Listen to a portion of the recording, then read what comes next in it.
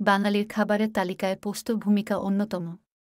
কাঁচা পোস্ত বাটা হোক বা ঝিঙে পোস্ত, বাঙালিদের প্রায় সব পোস্তর রান্নাই প্রিয়। তাহলে চলুন দেখে নেই পোস্তর স্বাস্থ্য উপকারিতাগুলি কী কী। ১. ইনসোমনিয়ার সঙ্গে লড়াই করতে সাহায্য করে। পোস্ত ঘুম প্রচিত করতে কার্যকর। এটি একটি শান্ত প্রভাব তৈরি করতে পরিচিত। পোস্তর বীজ মানসিক চাপের মাত্রা কমাতে সহায়তা করে, যেখান থেকে ঘুমও উন্নত হয়। ২. হাড়কে মজবুত করে। কপার এবং ক্যালসিয়াম সমৃদ্ধ হওয়ায় পোস্ত বীজ হাড়ের স্বাস্থ্যের উন্নতিতে সহায়তা করে।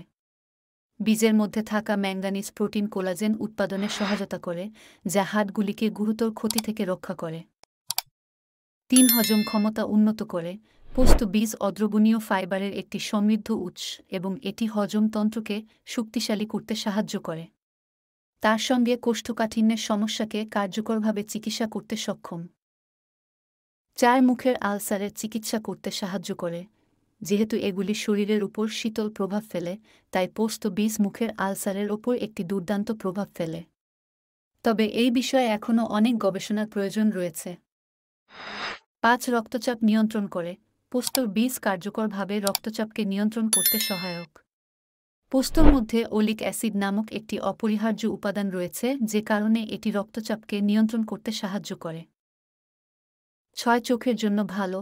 পোস্তর বীজের মধ্যে জিঙ্ক এবং অ্যান্টিঅক্সিডেন্ট উপাদান রয়েছে, যা দৃষ্টি উন্নত করতে সহায়তা করে এবং ম্যাকুলার ডিজেনারেশনের মতো রোগ থেকে চোখকে রক্ষা করে।